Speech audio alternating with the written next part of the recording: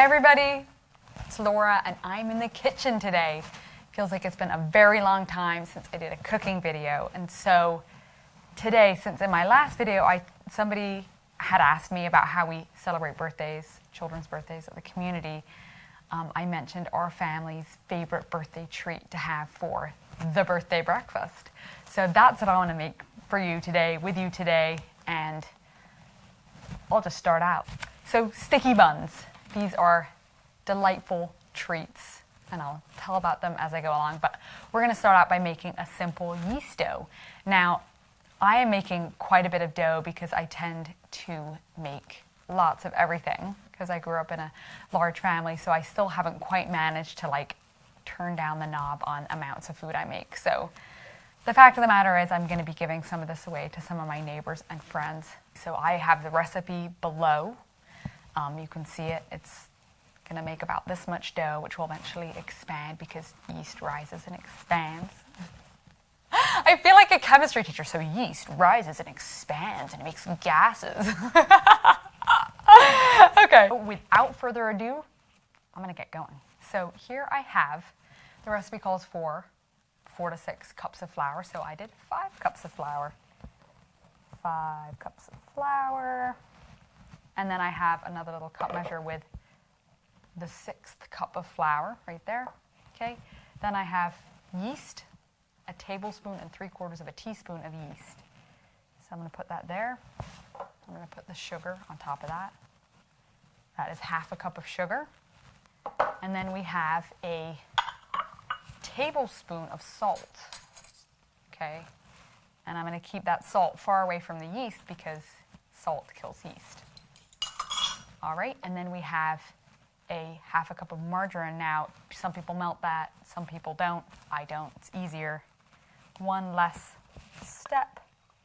Woo! Okay, and then 2 cups of water. All right. Dishes. Ka-cha. Okay, so I'm just going to start by mixing it all together. Now I did warm water because I want it to get going with the yeast rising the dough, or the yeast getting busy with its growing actions. But you can do cold water instead if you don't want the dough to rise too fast. Okay, so now it gets messy because I'm going to use my hands and I'm going to start kneading. And I always start kneading in the bowl, obviously, because it contains the mess.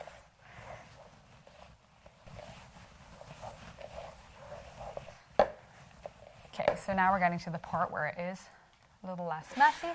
So I'm going to put it directly on the table and I'm going to knead it. Okay.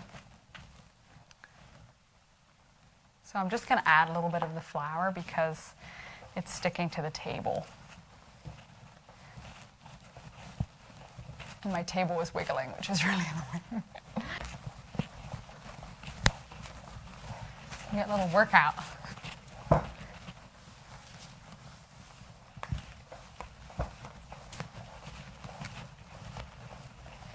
Now, I don't want to add too much flour, otherwise the dough becomes not as malleable. And you kind of want it, especially for sticky buns, you want it to be a pretty soft dough. So I think that's about it for the flour we'll need. Okay. I think it's feeling good. So what I do is you never tear yeast dough. You always kind of just squeeze off a piece. And what I do to be able to tell if it's fully kneaded, I don't know if you can see that. Let's reach over this table. Some people call it making a window. I don't really know how it's a window, but you basically stretch it and see how far it can go. All right, so I'm forming this like that, and what I'm going to do is I'm going to put a little bit of oil in my hand to rub on. It's just normal vegetable oil. Ooh, that's not quite enough. Ooh, tiny bit. Okay. And I'm going to rub it onto the dough Otherwise it forms like this kind of dried out crust, which is sort of harder to deal with. So that's that. I'm going to get a towel. Oops. I'm going to get a towel, a little towel here. I'm just going to cover it. I'm just going to let it rest, and then I'm going to form it. So, be right back. Okay, so looks like it's pretty rested. So, okay, big rolling pin.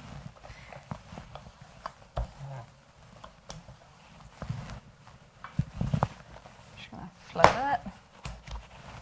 And I'm going to try to make it as rectangle as possible, or as straight edges as possible. Obviously, it's a rectangle, so.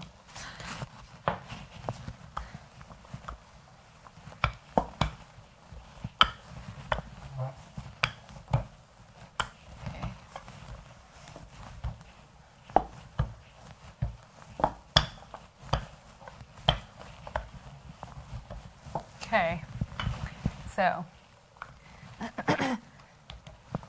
just going to kind of pull out the edges a little bit. So you want it about, I'm terrible with depth awareness. I'm terrible with measuring, but I think this is about 1/4 inch, a little bit under. So nice and thin, but not too thin. Okay, so the next part is I'm going to be putting melted butter, brown sugar, and a bit of maple syrup on the inside part. Then I'm going to roll it up, cut it up, and put it into 2 casserole pans. As I said before, I'm doubling the recipe. One of these pans I'm going to freeze for a later date. The other one we're going to bake right away, and we're going to eat right away.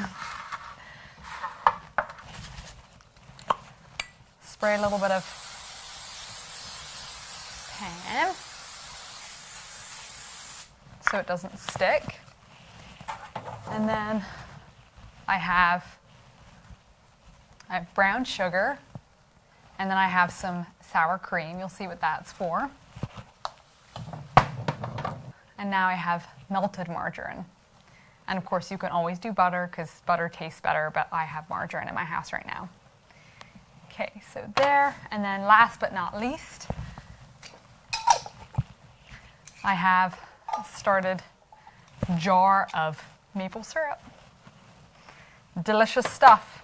So you have to make kind of like a gooey mixture of all these delicious ingredients in the bottom of the casserole pan. So I have to say that I just kind of dump ingredients, but I would say that this is about 3 tablespoons. 3 tablespoons to 1/4 cup of melted margarine for the bottom of the casserole pan here. And then I'm going to leave that there for later for when we put it here. Then I'm going to do, this time I will get a measuring utensil. This is 1/3 cup. And I'm going to do 2/3 cup, kind of heaping. You want to do enough. So very heaping. A little extra sugar. So that. Maple syrup. I'm going to pour a generous 1/3 cup on. Okay. And then I'm just going to get a spoon and do this is a generous tablespoon of sour cream. Blah. And then you can get sticky again. And just mix it all together. So the reason I do sour cream is so that it caramelizes kind of on the bottom of the sticky bun. Now comes the time to make the sticky buns. Okay, so melted butter. And I'm just going to pour it on. And this is about a little under 1/2 cup. A generous sprinkling of brown sugar is next. Now, some people like to do cinnamon in sticky buns. I like to keep the cinnamon out and save the cinnamon for the cinnamon rolls, because cinnamon rolls are amazing, but I don't think they need to get involved. Cinnamon does not need to get involved with the sticky bun. Okay. So we're going to do woo, tiny drizzle of maple syrup. Whee! Okay. Why do I care that my hands are sticky? They're going to be getting stickier in a minute.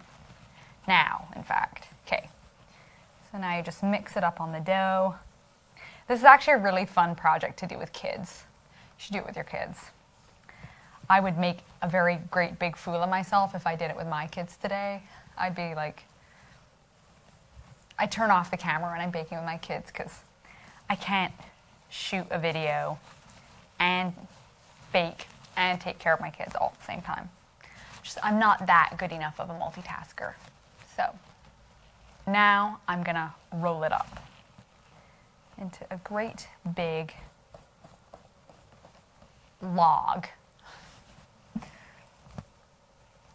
Okay, so you want to roll it up so that it is tight enough, but not so tight that you're like making it, that you're stretching the dough too much. Otherwise, what's going to happen is the sticky buns are going to turn into like Christmas tree shaped things when you bake them. That's happened to me many times. It took me a while to figure out the importance of just gently rolling it up. Okay. I forgot to point this out before, but I especially avoided putting butter on this top part so that we can pinch a seam and it will stick together. If we left butter there, it wouldn't stick together. So I'm just pinching this top part. Okay, so now we are at the point of chopping them.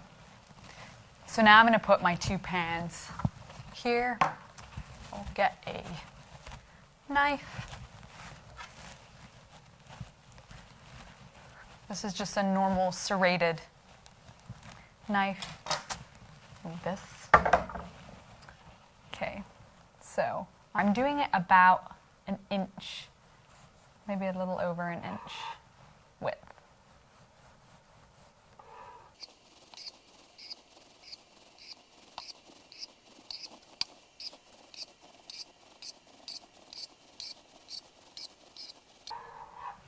Done! Okay, so next I'm going to place them into the pan. So I'm going to start by doing the middle ones. And you can see that? It's the swirl of deliciousness.